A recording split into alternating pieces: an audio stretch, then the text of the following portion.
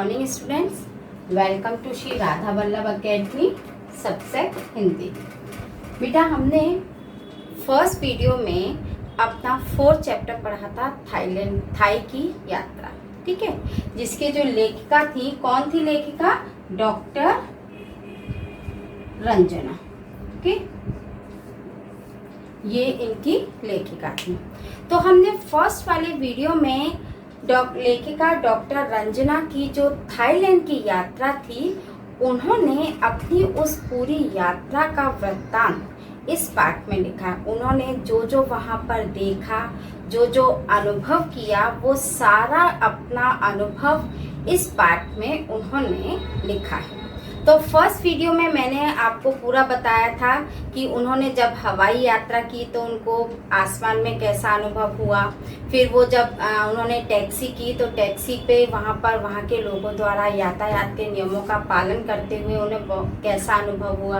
वहाँ की समुद्री यात्रा करी, वहाँ के समुद्री के अंदर जाकर जलीय जीव जंतुओं से बहुत करीबी से उन्होंने उसको देखा। तो उन्होंने वहाँ के सारे अनुभव जो हैं वो अपने इस पार्ट में लिखे हैं, जिसका मैंने फर्स्ट वीडियो में आधा पार्ट, मतलब आधा एक भाग मैंने आपको उसमें एक्सप्लेन किया था, ठीक है। उस पार्ट में जितने शब्दार्थ आए थे वो मैंने आपको बताए थे। अब हम सेकंड भाग जब इसका पढ़ेंगे तो उस सेकंड भाग में जो डिफिकल्ट वर्ड्स आएंगे, जो शब्दार्थ आएंगे, पहले वो पढ़ेंगे, उसके बाद में आपको पूरा चैप्टर एक्सप्लेन करूंगी, ठीक है। तो अपने सेकंड पार्ट में जो शब्दार्थ हैं, बहुमूल्य यानी अत्यंत कीमती, ठीक है। वन्य यानी जंगली, जो वन्य जीव जंतु जो उन्होंने देखे तो उसको जंगली जीव जंतु। फिर अथक यानी बिना थके। समक्ष यानी तुलना, जब उन्होंने वहाँ की संस्कृति को देखा और उस संस्कृति से अपनी संस्कृति की तुलना की तो वहाँ पे उन सब बातों का इस पाठ में बताया गया है। तो अब मैं आपको उस बात को एक्सप्लेन करती हूँ। बच्चों, हमने फर्स्ट वीडियो में अपना 4th चैप्टर थाई की यात्रा उसका एक भाग पढ़ा था, ठीक है। उसमें बताया था कि जो अपनी लेखिका हैं डॉक्टर रंजना, उन्होंने अपनी जब थाईलैंड की यात्रा की तो उस दौरान उन्होंने जो जो वहाँ पर देखा और जो अनुभव किया वो अपने इस पाठ में उन्होंने लिखा है।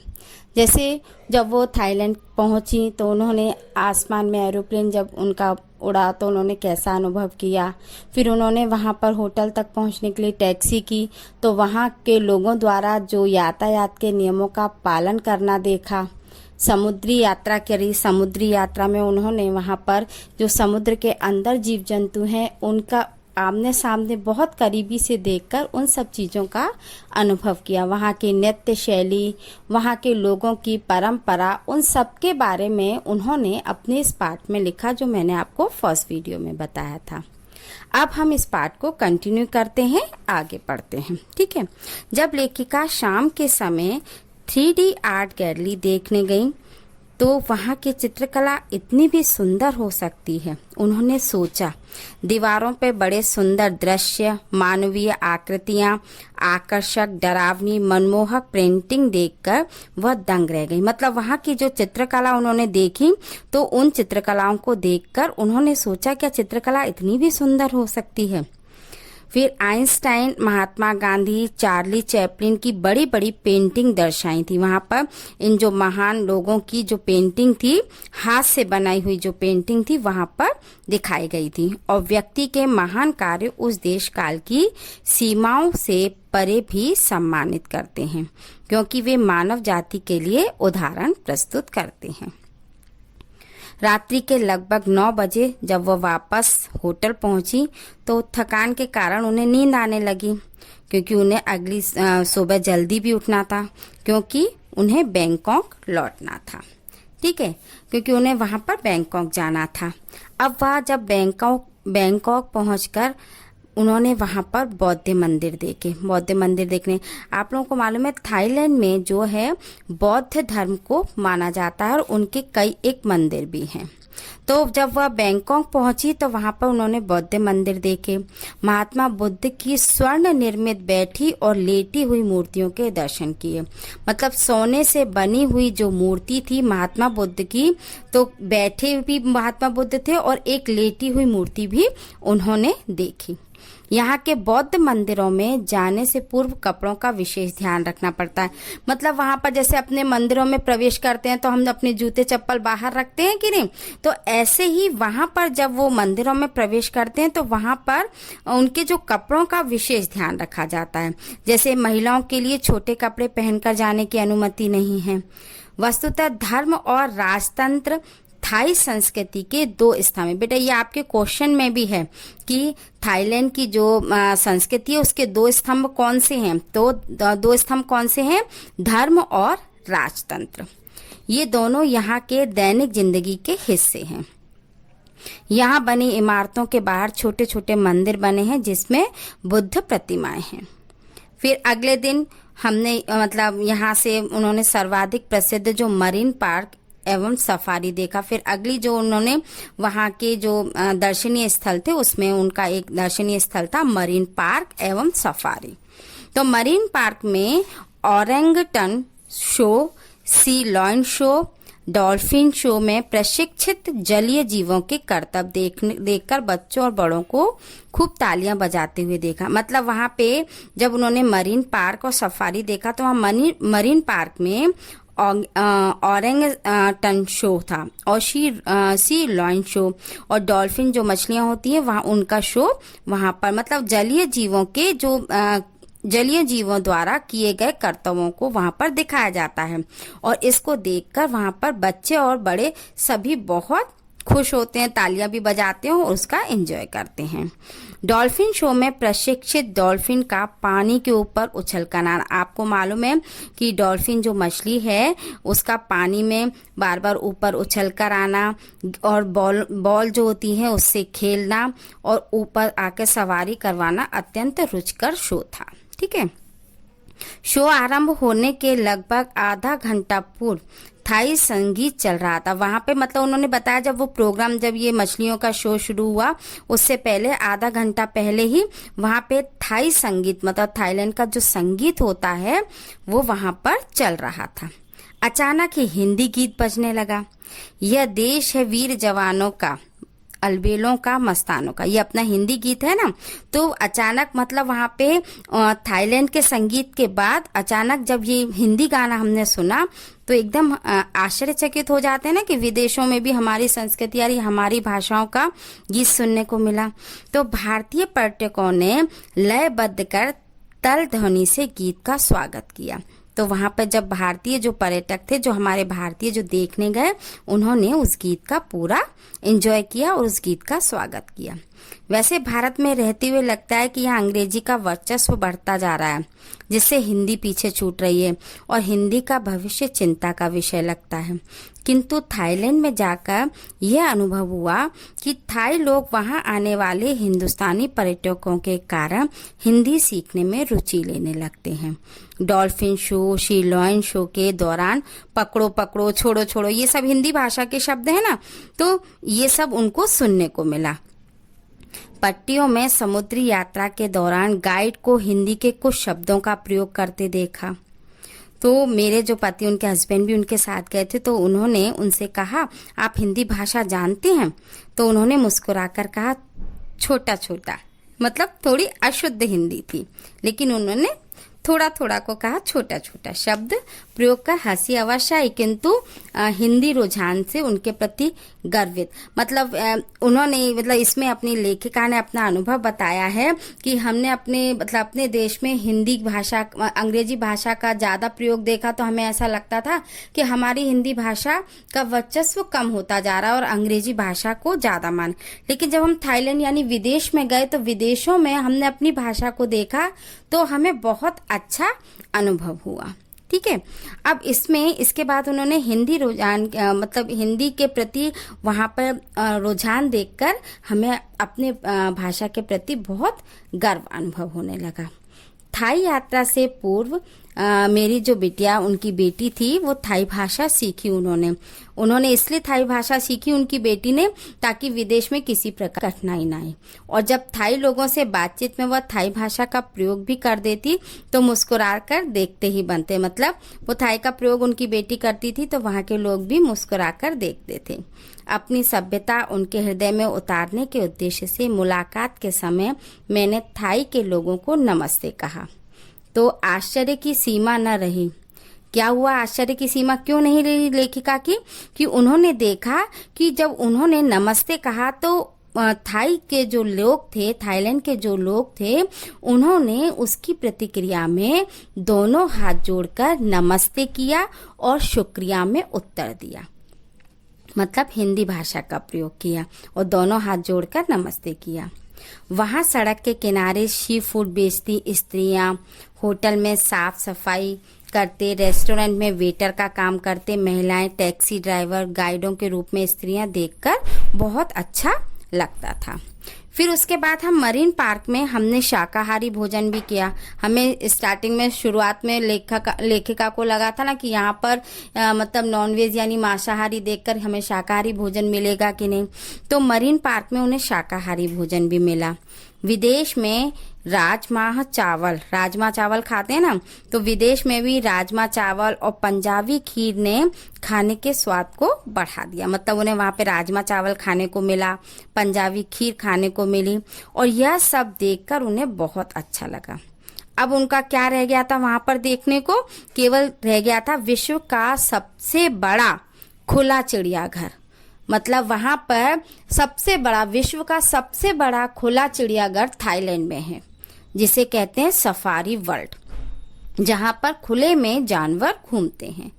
उनका वहाँ का जो सफर था बहुत ही रोमांचक था।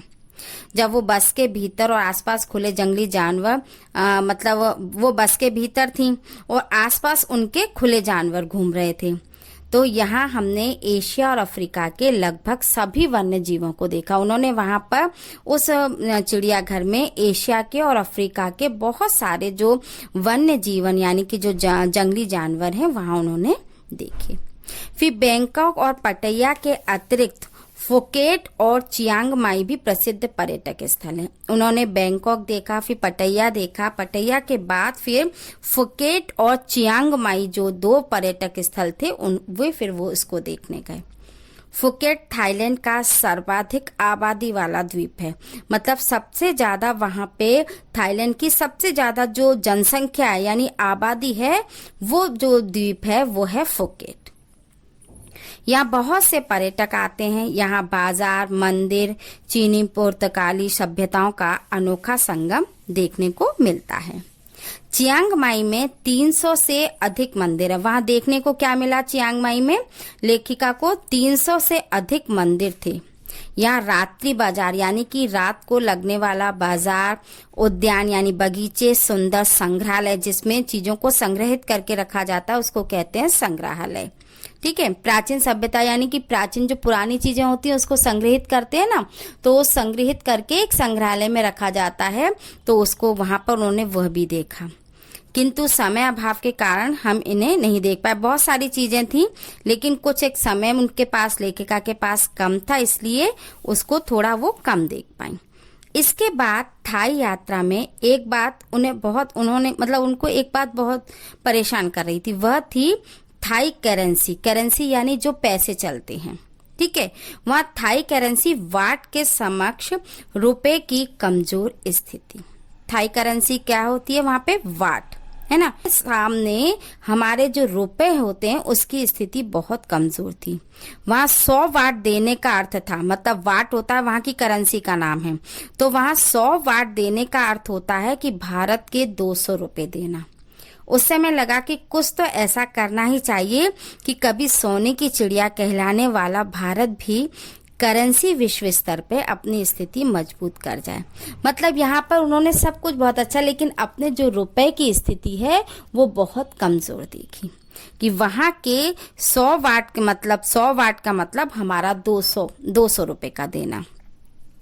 तो इसके बाद फिर वे बैंकॉक से लौटने पर उन्होंने अपना जो इन्होंने वो सारी जो यात्रा की, बैंकॉक की, थाईलैंड की जो यात्रा की, उसका हर पल ताज़ा करने के लिए और हमेशा याद रखने के लिए उन्होंने अपनी इस यात्रा के मनोरंजक, धर्म, संस्कृति, दर्शन, रोमांच, देशों का सांस्कृतिक आदान प्रदान सभी कुछ उन्होंने वहां देखा और उन्होंने अपने उस अनुभव को और अपनी उस मनोरंजक यात्रा को इस पाठ में सजोकर और उस पल को बिताकर आपको भी उस यात्रा का अनुभव करवाया इस पाठ के माध्यम से।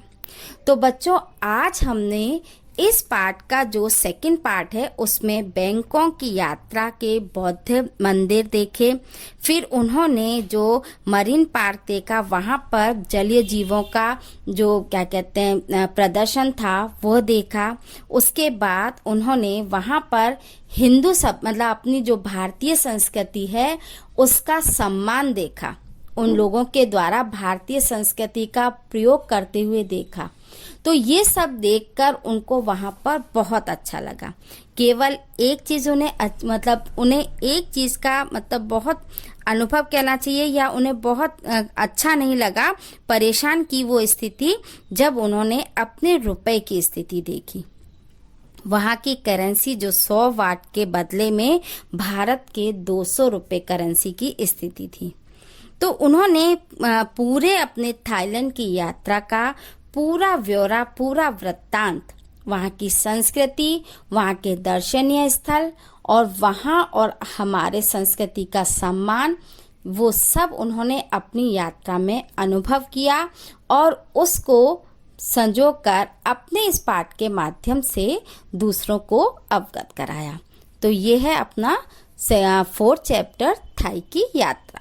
ठीक है, लेखिका का जो डॉक्टर रंजना है लेखिका, उन्होंने जो थाईलैंड की यात्रा की थी उसका पूरा अनुभव अपने इस पाठ में आपको बताया है।